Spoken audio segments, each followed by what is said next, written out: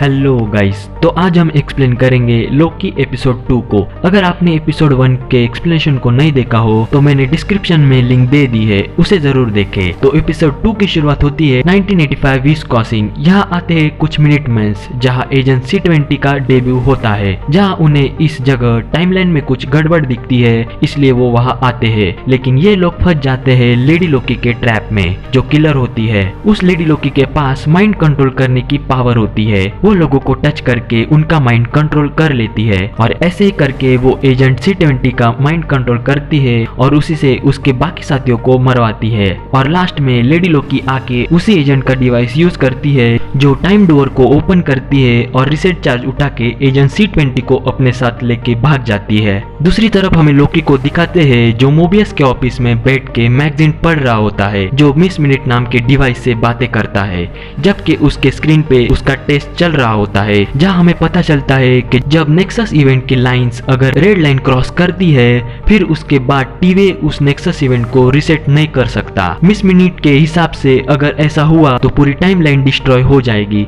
उसके बाद लोकी को न्यू जैकेट दी जाती है वेरिएंट वाली। फिर विस्कॉसिन अटैक को लेके इन सब में एक मीटिंग होती है। ये लोग पता कर लेते हैं वो किलर लोकी ही था और मोबियस बताता है कि इससे पहले ये लोग और भी अलग अलग लोकी के वर्जन से भिड़ चुके हैं। हर लोकी का वर्जन दिखने में अलग अलग होता है और सबकी पावर भी डिफरेंट होती है। ये समझ जाते हैं कि विस्कॉसिन में कोई अलग वर्जन वाला लोकी था, तो ये लोग उस मिशन पे जाते हैं। मोबियस लोकी को भी इस मिशन में चलने को कहता है, क्योंकि मोबियस के हिसाब से लोकी ही किलर लोकी को पकड़ने में इनकी मदद कर सकता है। और लोकी भागे ना, इसलिए मोबियस लोकी को टाइम कीपर से मिलाने का लालच दिखाता है, जिससे वो खुद कभी मिला नहीं था। तो वो सब विस्कॉसिन में पहुंचते हैं, जहाँ लोकी सबको अपनी बातों में फंसाने लगता है। मोबियस को समझ जाता है कि लोकी उन सबको उल्लू बना रहा है, तो ये सब वहाँ टाइमलाइन रिसेट करके वहाँ से निकल जाते हैं। आगे मोबियस TVA के जज से लोकी को लास्ट चांस देने के लिए बोल रहा होता है, जिसके लिए रवोना मान जाती है और वो लोकी को लास्ट चांस देके डॉक्यूमेंट पे साइन कर देती है।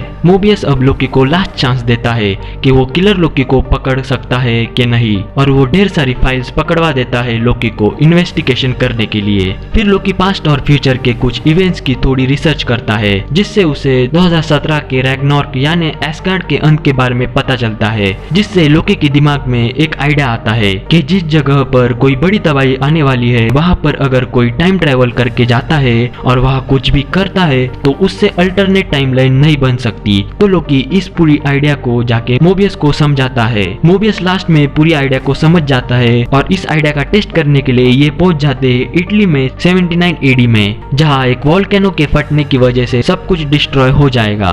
लोकी फिर वहाँ पे उल्टी सीधी हरकत करता है, लेकिन इन सब का ओरिजिनल टाइमलाइन में कोई इफेक्ट नहीं पड़ता।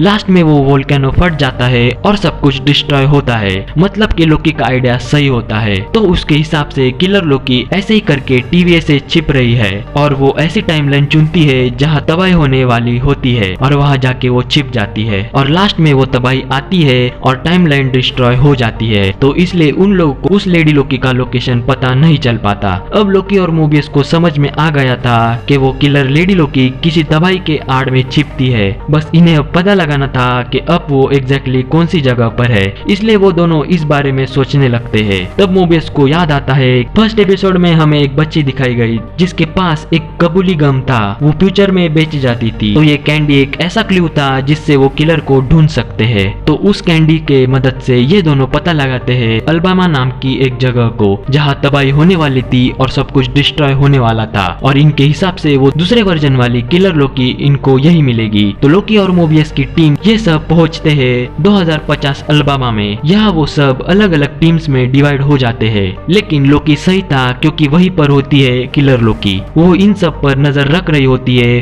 अब तक इसने जितने भी रिसेट चार्ज इकट्ठा किए होते हैं, इनसे वो कुछ बड़ा करने वाली होती है और ये अपने माइंड कंट्रोल पावर के साथ लोकी के सामने आती है, अलग अलग लोगों का यूज करके। और यहाँ लोकी इसको अपना प्लान बताता है कि जिसके बारे में पहले मोबियस बात कर रहा था। लोकी का प्लान होता है कि वो टाइम कीपर्स को मिलके और उन्हें हरा के उनकी जगह ले लेगा और पूरी सेक्रेट टाइमलाइन पे लोकी का राज होगा।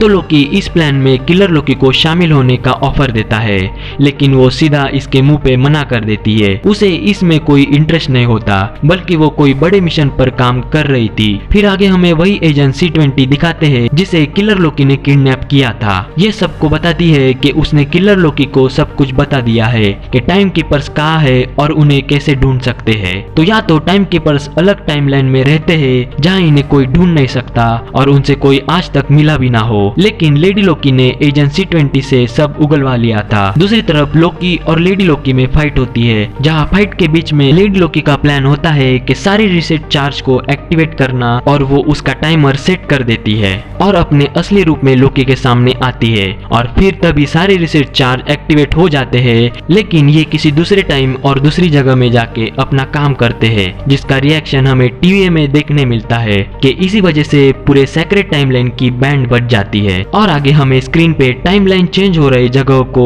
दिखाया जाता है और इस इवेंट की वजह से सारा टीवी अलर्ट हो जाता है और सारे टीवी सोल्जर्स इस मिशन पर निकल जाते हैं। और दूसरी तरफ लेडी लोकी के सामने टाइम डोर ओपन करके वहां से चली जाती है। तभी लोकी को दो रास्ते नजर आते हैं, या तो वो टीवी का साथ दे या तो लेडी लोकी के पीछे जाए। तो लोकी मोबियस को धोखा देके टाइम डोर से चला जाता है और यहाँ पे एपिसोड 2 एंड होता है। तो ये था लोकी एपिसोड 2 का एक्सप्लेनेशन। आगे के एपिसोड्स को हम जल्दी एक्सप्लेन करेंगे। ये एक्सप्लेनेशन आपको पसंद आया हो तो वीडियो को लाइक और कमेंट जरूर करें। तब तक के लिए स्टे ट्यून।